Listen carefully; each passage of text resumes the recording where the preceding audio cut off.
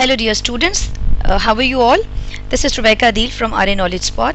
Dear students, we are going to start chapter number 4, that is partial fraction of class 10th, and this is 4.1. There are 4 exercises of this chapter: 4.1, 4.2, 4.3 and 4.4. They all are same. There is a little bit change in all the exercises. First, we have to start exercise number 4.1. Before we are going to start the exercise, there are some agendas, there are some you can say important points that we have to discuss in this chapter. First, we have to discuss those points and then we will start. Now this is the partial fraction. The name of the chapter is partial fraction. Before we start partial fraction, like what is a partial fraction, we should know what is a fraction and how many types we are going to discuss here. The fraction. Here we are going to discuss the types of fraction. Now what is a fraction? Actually, the things that are written in the form of over, like 1 by 2, 3 by 5, 6 by 7 kind of things are called fraction. Now the types, the first type is the proper fraction. Now what is a proper fraction? As you can see, the example is in front of you.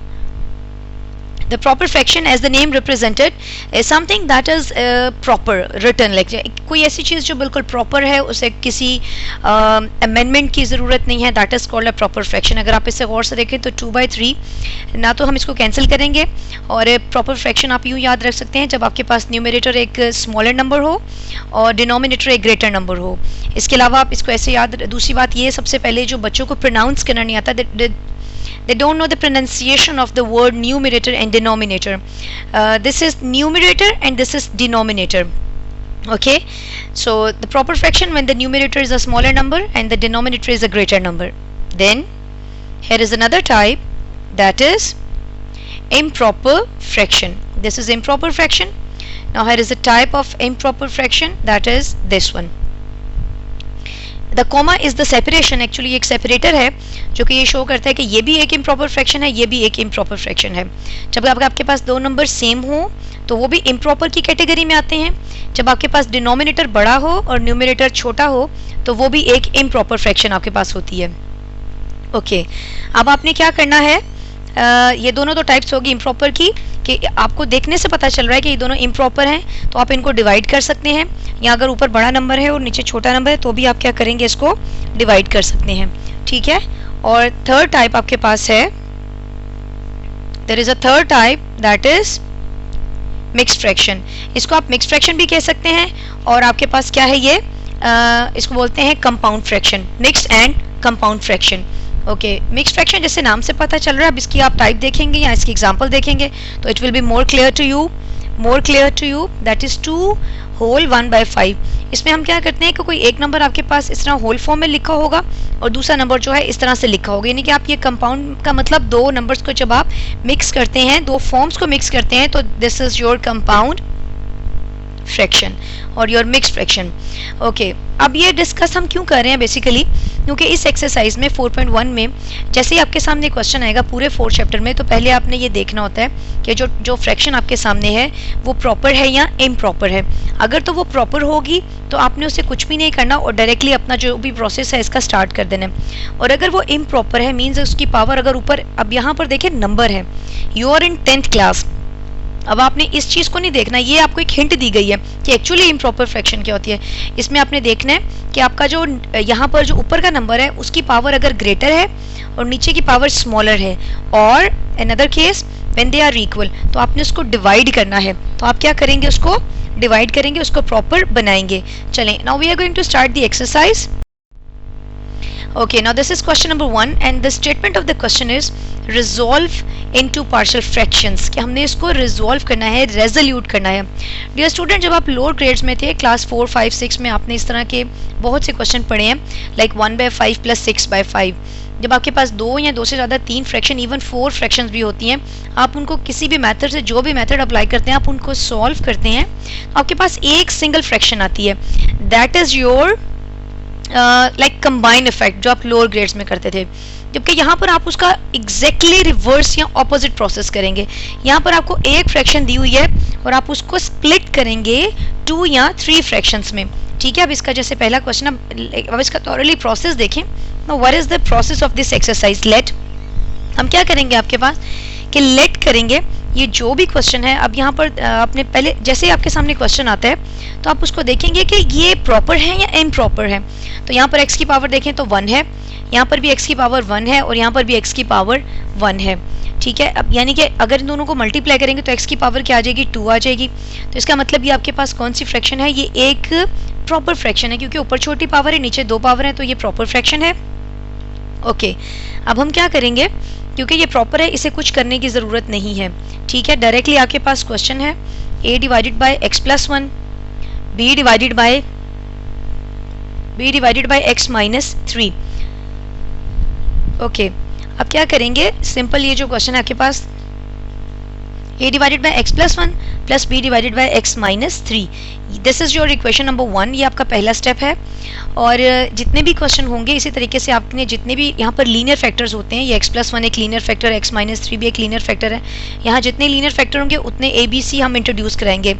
अच्छा, हमेशा यहाँ पर 1 के बाद आप दूसरे step क्या करेंगे, जैसे चैप्टर 1 में आप करते हैं कि you don't need your fraction, आपने डिनोमिनेटर ख़त्म करना होता है। उसके लिए हम क्या करते हैं कि पूरी इक्वेशन को मल्टीप्लाई कर देते हैं, जो ये मेन क्वेश्चन के नीचे जो नंबर लिखा हुआ है, that is x plus 1 and x minus 3। Multiply करेंगे तो देखें, यानी कि इस पूरी टर्म को x प्लस 1 और x माइनस 3 से, फिर इसको भी मल्टीप्लाई करेंगे x प्लस 1 और x माइनस 3 से, फिर इसको इस टर्म को भी x प्लस 1 और x माइनस 3 से मल्टीप्लाई करेंगे। करने के बाद जो सारी कैंसलेशन हो रही है वो आप कैंसिल कर दें, जैसे ये, उसके बाद ये सारी कैंसलेशन हो गई। अब जो रिमेनिंग टर्म्स आपके पास आएंगी तो ये जो चीज़ें बच जाती हैं वो आप ऐसे लिख दें। ये है आपकी इक्वेशन नंबर 2, ये 1 है और ये क्या है? 2 है।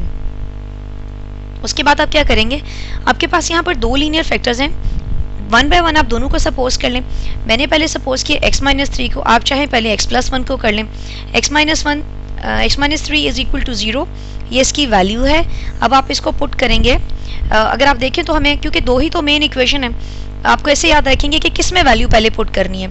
तो जब तो आप काफ़ी सारे क्वेश्चन कर चुके होंगे फिर आपकी प्रैक्टिस हो जाती है, लेकिन वेरी फर्स्ट टाइम जब आप करते हैं तो तब आपको डिफिकल्टी फील होती है। तो देखेंगे ज़्यादा करीब इसके क्या करीब है, इक्वेशन 2 और इक्वेशन 1। अगर देखा जाए तो इसके ज़्यादा पास जो है वो इक्वेशन नंबर 2 है। तो ये जो वैल्यू है आप इसको इक्वेशन नंबर 2 में क्या कर देंगे, पुट करेंगे। मीन्स जहाँ जहाँ x है वहाँ पर इसकी वैल्यू पुट कर दें। जब आप इसकी वैल्यू पुट करेंगे तो यूँ आप वैल्यू पुट करने के बाद इसको सॉल्व करें, 3 माइनस 3 0 आ जाएगा और 3 प्लस 1 4। इसको फर्दर सॉल्व करेंगे तो ये 4 यहाँ मल्टीप्लाई, यहाँ जाके क्या होगा, डिवाइड। तो ये 4 की, ये b की वैल्यू क्या आ जाएगी, 4 3 12। इसी तरीके से अब आपके पास जितने लीनियर फैक्टर होंगे उतनी दफ़ा ही आप लेट किया करेंगे इक्वल टू 0। अब x प्लस 1 को 0 के इक्वल सपोज कर लें, ये x की वैल्यू क्या आ जाएगी, -1। ओके, यहाँ पर देखें क्या आपने करना है, इसको दोबारा से इक्वेशन नंबर 2 में पुट करेंगे। ये पहले मैंने इक्वेशन लिखी है, अब इसमें वैल्यू पुट कर दें। वैल्यू के बाद आप क्या करेंगे, यहाँ से इसको फर्दर सॉल्व करेंगे। ये टर्म तो वैसे 0 हो जाएगी, आप चाहें तो इसको ना लिखिए, डायरेक्ट 0 कर दें। जैसे मैंने 0 लिखा, आप 0 ना भी लिखेंगे तो कोई फ़र्क नहीं पड़ेगा। इसको फर्दर सॉल्व करेंगे तो ये आपके पास a की वैल्यू आ जाएगी 4। यहाँ पर देखिए -4 है, माइनस दोनों तरफ से माइनस की कैंसिलेशन हो जाएगी। 4 यहाँ मल्टीप्लाई और यहाँ जाके क्या होगा, डिवाइड होगा। तो 4 1 4, 4 4 16।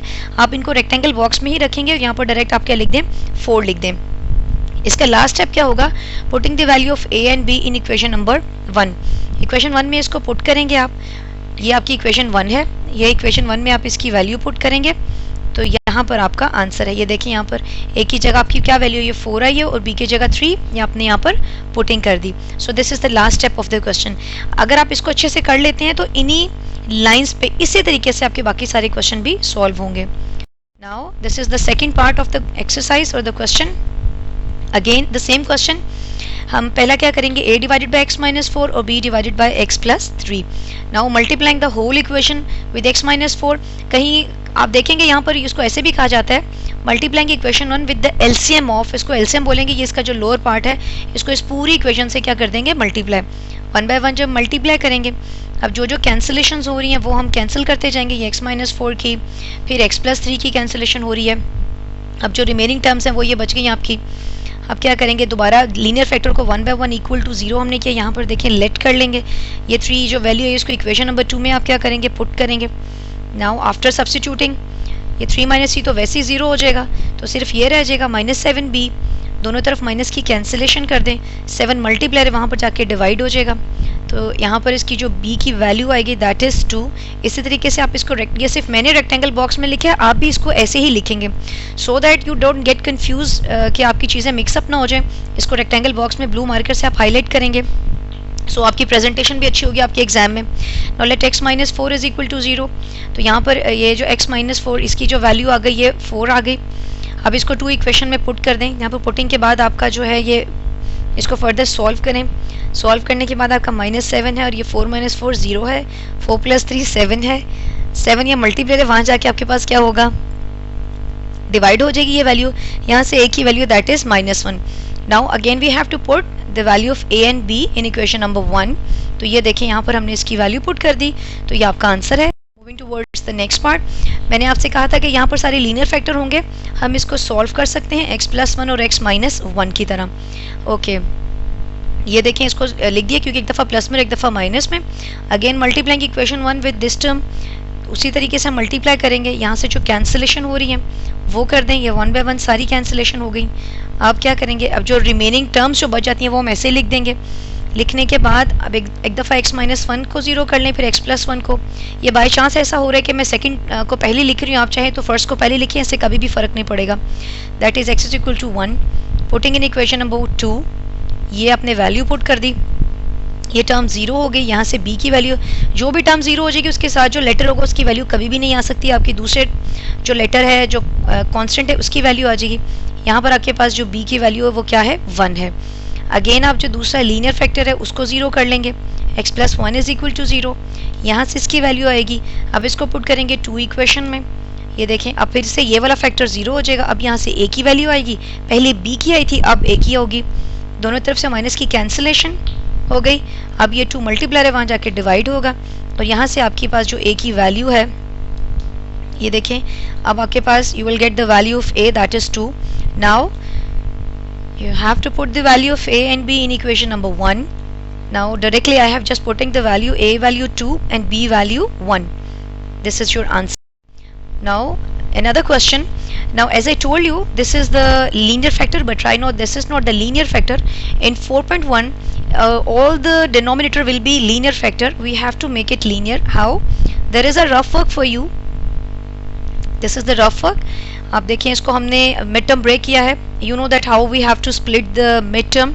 ये सारा मिड टर्म ब्रेक होने के बाद आपके पास है x प्लस 3 और x माइनस 1, यहाँ पर लिख देंगे x प्लस 3 और x माइनस 1, इसको रिप्लेस करें, यहाँ इसके ये इक्वल है, सारा स्टेप वैसे ही है, a by x plus 3 b by x minus 1, पूरी इक्वेशन को मल्टीप्लाई कर दें, ये देखें फिर मल्टीप्लिकेशन, फिर सेम जो चीज़ें हैं वो कैंसिल हो रही हैं, यहाँ पर x माइनस 1 कैंसिल है, फिर जो रिमेनिंग टर्म्स हैं फिर वो वैसे ही आ गए आपके पास। This is your equation number 2। अब ये x की वैल्यू आ गई, इसको पुट करें इक्वेशन नंबर 2 में, ये 0, ये 4b, ये 4 यहाँ पर मल्टीप्लाई वहाँ जाके डिवाइड हो जाएगा, ये b की वैल्यू आपके पास 1 आ गई। उसके बाद हम फिर से क्या करेंगे, फिर दूसरा जो लीनियर फैक्टर है उसको इक्वल टू कर दें 0, उससे इक्वेशन नंबर 2 में पुट करेंगे, यहाँ पर आपने पुटिंग कर दी, ये 0 लिखे ना लिखे डायरेक्ट इसको 0 कर दें। अब ये देखें दोनों तरफ से माइनस की कैंसिलेशन हो जाएगी, 4 मल्टीप्लाई वहाँ जाके डिवाइड हो जाएगा। उसके बाद हम क्या करेंगे, यहाँ पर a की वैल्यू 2 आ जाएगी, उसके बाद दोबारा से पुट करेंगे और b इन इक्वेशन नंबर 1।